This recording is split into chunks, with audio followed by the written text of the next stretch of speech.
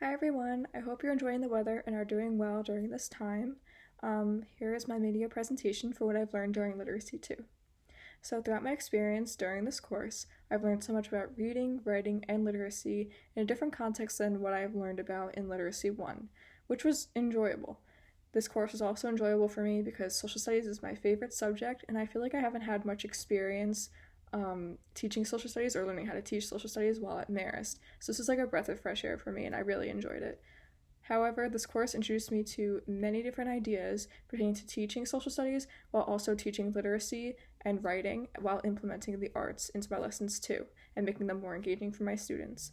So now we're going to get into the highlights of what I learned this semester, so let's get into it. So the first thing I wanted to talk about is text structures, which we learned a lot about in the first part of our course. So there are many different ways in which informational texts are written, and these text structures help us differentiate between them.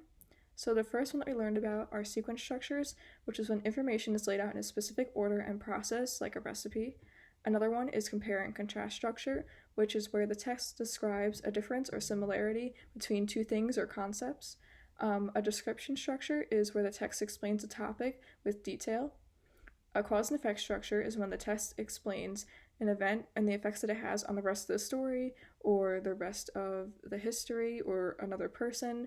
And the last one we learned about is problem solution structure, where the text represents a problem and it finds a solution. And at times there are many different solutions and one is just picked. So knowing that these different text structures exist is very important when teaching subjects like social studies that require the use of informational texts. These different structures allow students to do different activities or tasks with these texts and promote the use of different types of skills within the classroom and lessons.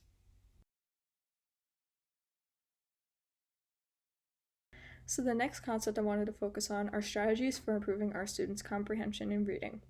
So when a student reads, it's extremely important for them to understand exactly what they are reading about. The transition that students have to undergo from learning to read to reading to learn is essential and sometimes difficult for students, but it's important across all subjects and concepts.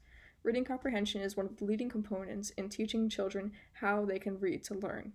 Some activities or brainstorming tips that we learned about that can be used in the classroom to improve a student's comprehension are making predictions about what's going to happen next in the story, having them visualize what's happening in the story inside their heads so they can create a picture, synthesizing their text to their own past experiences, which is building a schema for them, or asking them to form their own questions about the text. These components or brainstorming activities really help them think about the text rather than just reading the words on the page and not taking anything in.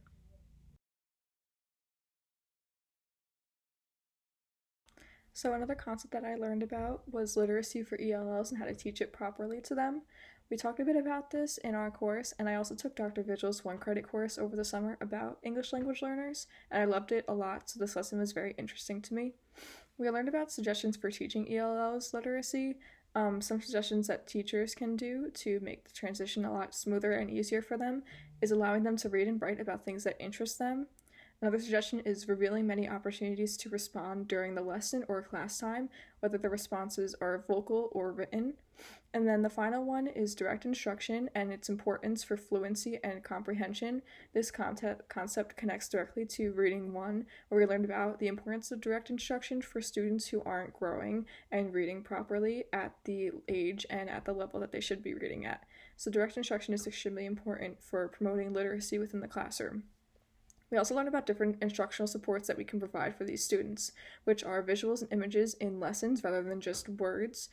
Also creating content that is interdisciplinary, so content that can reach across different subjects and students can make different connections to, so that they can achieve these goals and improve across all subjects rather than just literacy. And then also providing them with proper scaffolding and for writing and reading. For writing, we could provide them with fill in the blank essays and then or responses, and then we can gradually progress into something that's more difficult or more independent as needed. We also learned about the components of balanced literacy, so these include independent reading, read-alouds, shared reading, independent writing, shared writing, interactive writing, and language and word study. Each of these components can be implemented and intertwined throughout the school day and different lessons to create well-rounded and critically thinking readers. Through these components, kids can learn about what texts they enjoy reading, what topics they enjoy reading about, or maybe even find a new author that they enjoy reading their books.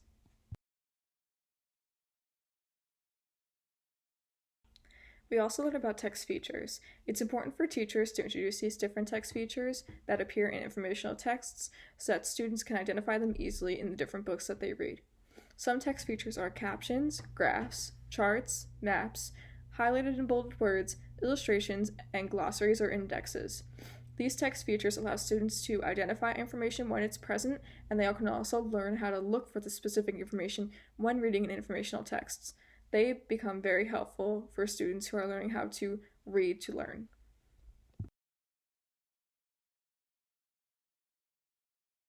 My unit plan and big idea for this class is based on communities around the world for 3rd grade, and it's focused primarily on the country of Brazil. My unit plan will focus on the culture, geography, and communities within Brazil. I'm working hard to implement the arts, such as dance and music, as much as possible into my lesson, while also thinking of creative, authentic experiences that I can provide for my students throughout the unit. I have learned a lot about Brazil as a country since starting this project, and I hope to create a unit plan with engaging lessons and collaborative and fun activities for these students.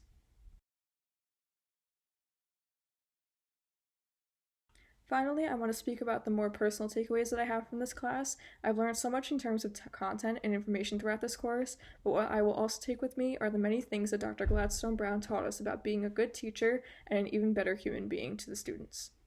Dr. Gladstone Brown taught us the importance of an excellent read aloud. She consistently performed them even after we started class online, and I learned so much about the important components of a good read aloud.